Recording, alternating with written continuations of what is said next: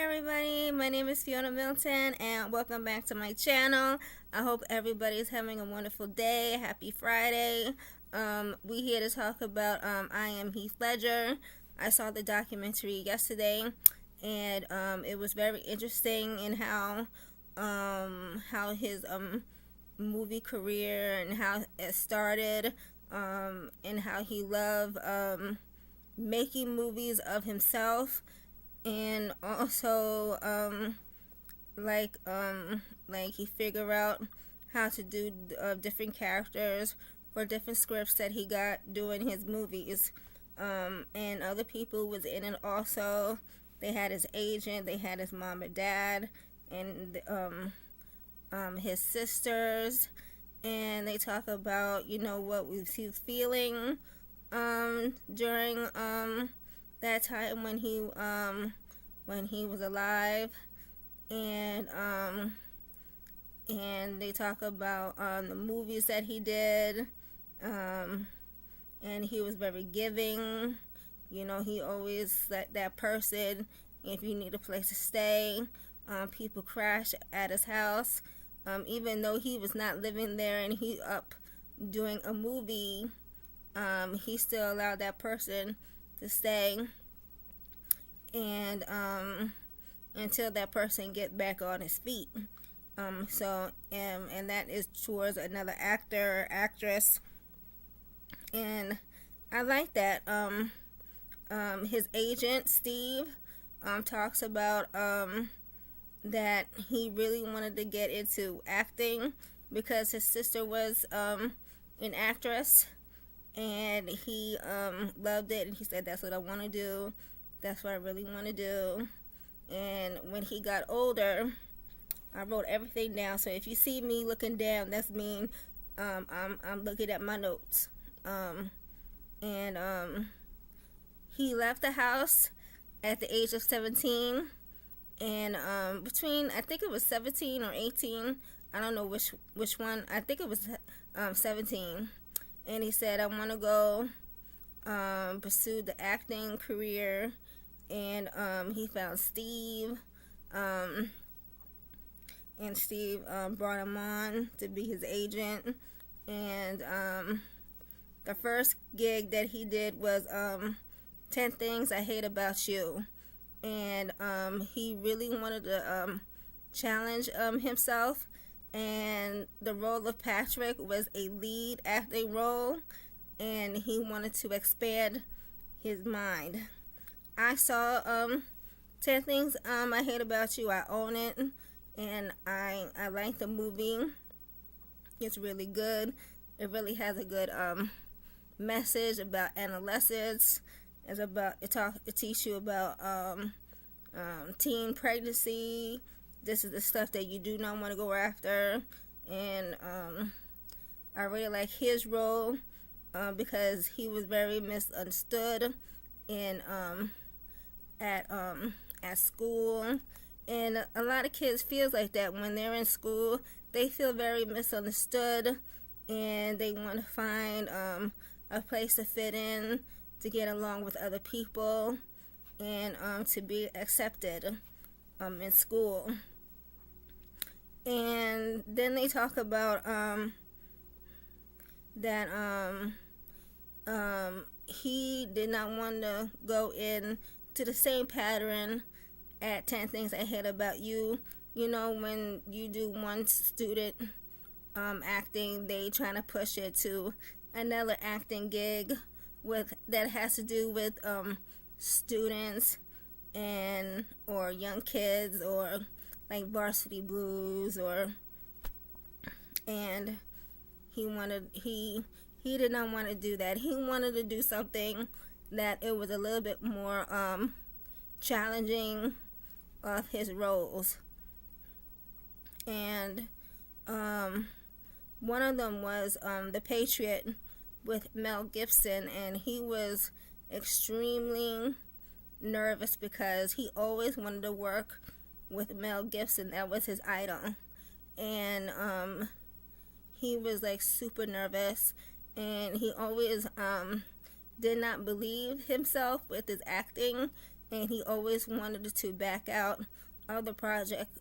on his different movie roles because he didn't believe in himself, and he didn't believe he didn't capture the role justice. But that and he brought his friend along for the ride and to tell him, you could do it, everything's gonna be fine. And Mel Gibson, took him under his wing and said, you could do it. And I saw Patriot. Patriot was good. I really like that movie. Plus, my mom loves Mel Gibson. She a fan. And then they took a little break, and he always liked to take camera, and he always liked to video himself doing different expressions, different voices, in case any time that he has a movie opportunity to experience that. And he likes to make his own movies, show him to day-to-day life. And he made 2 music videos, directing, one with his friend and then one with his other friend. It was really good to see the capture of how he did it. And excuse me. And it was good, and how he wanted to go into the directing path, because he really wanted to go and do directing, sit in the chair of directing instead of being behind the screen. He was learning, and he was self-taught, and it was good.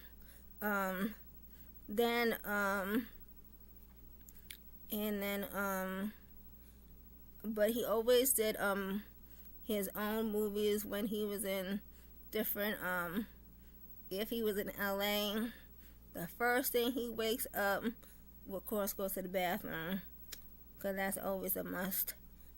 Get ready. And then his everywhere he went, he always wanted to document himself, where he was going, what he was saying, and he always wanted to have that documented. And then he got the role of what's it called, Dogtown. It was a remake from what is that, the other actor who played Tony in Dogtown, Seymour Hoffman.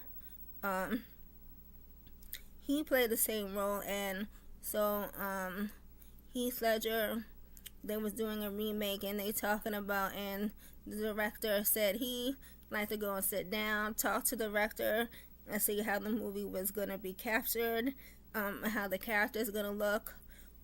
He always wanted to be different, and they had put different teeth in, and the hair was different, and he wanted to do that justice with the role. And it's crazy because then 7 days later, he filmed Brokeback Mountain. So imagine if you're doing one role, and 7 days later, you go into another character with a whole different type of mindset and different. That's when and the director for Brokeback Mountain, he said he did not know if Heath Ledger could do playing a role for a gay character. He said, I don't know. And what he did was he went like this and talk like that, and to do the voice of that character. And I like how the director was explaining it, and how the role was, and it was very mind blowing in how his mind worked and how he wanted to put the role of his own together. I saw this movie. I liked the movie personally because it's not because because it was a gay character. It was about that could really happen in real life. You know, two people get married with women, but they have and the man doesn't know that could actually really happen. You don't even you're gay, but you want to continue that persona of being straight. Ooh, excuse me.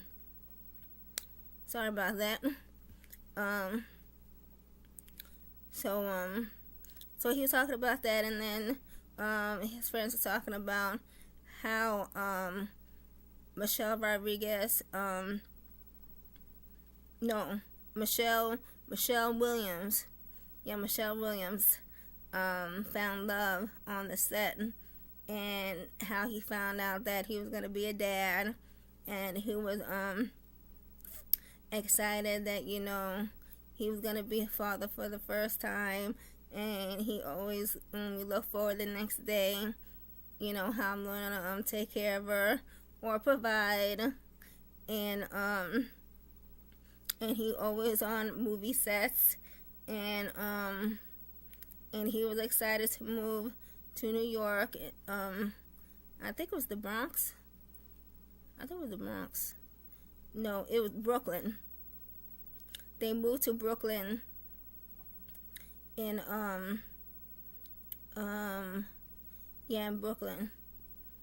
Yeah, because I remember the bridge. That's the only thing I remember. Yeah. And they talk about,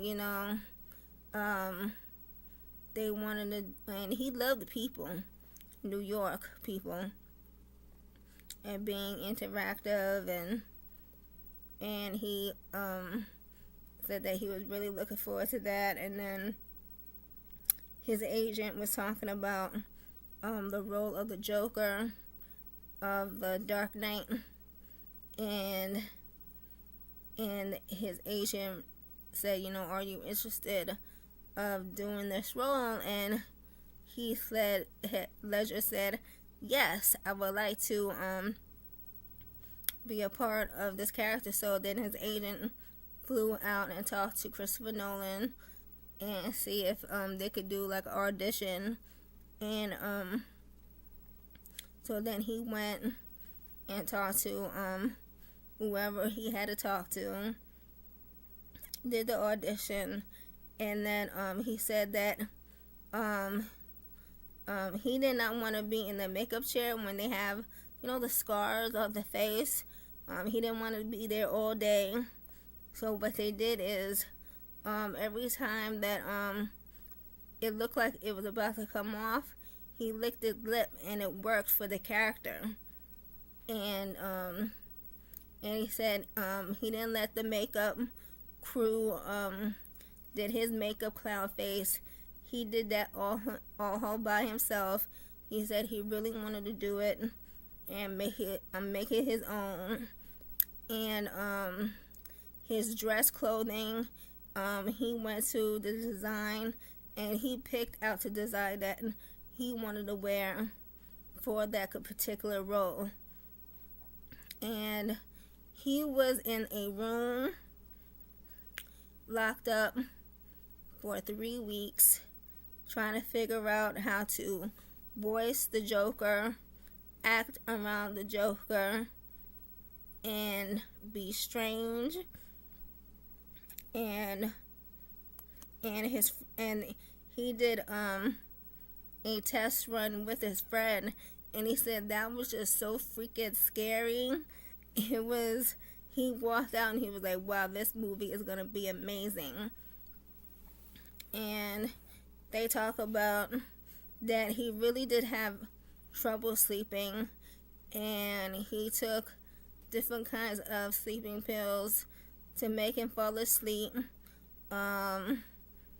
because at night he just couldn't let his mind rest.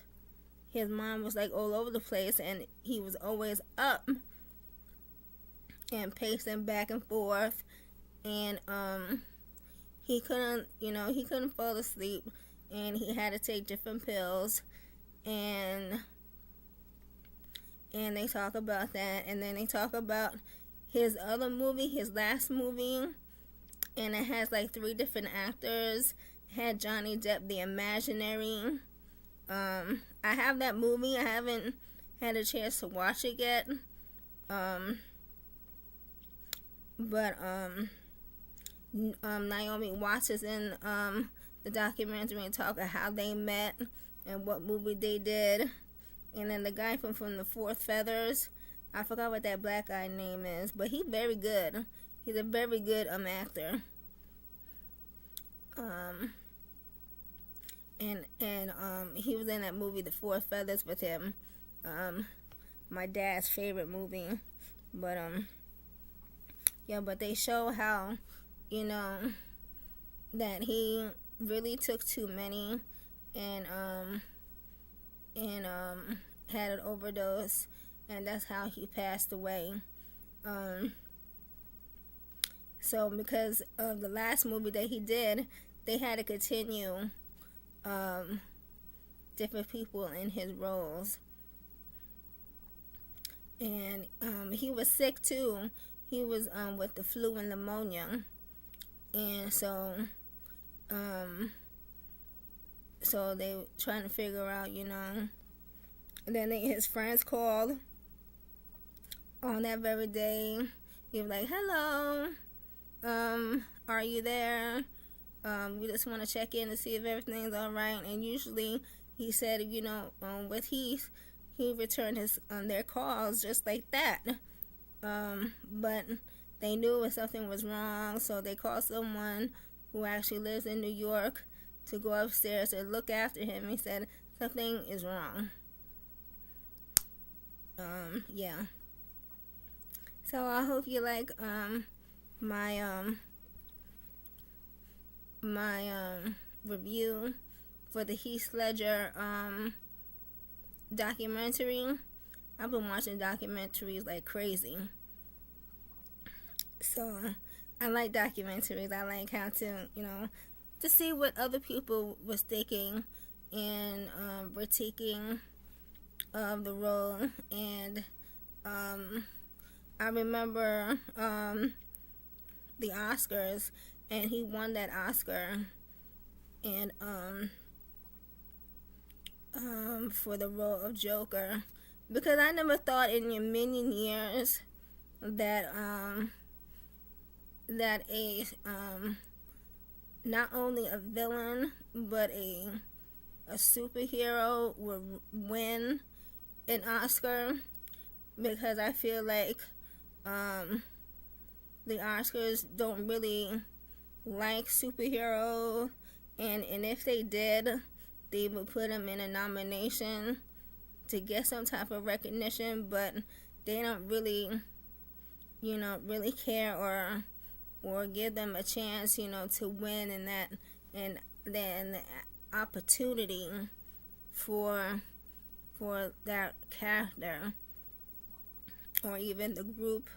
But I'm very surprised, he did win for the role, because he was going against, Josh Brolin, David Downey Jr. for Tropic Thunder, and a few others.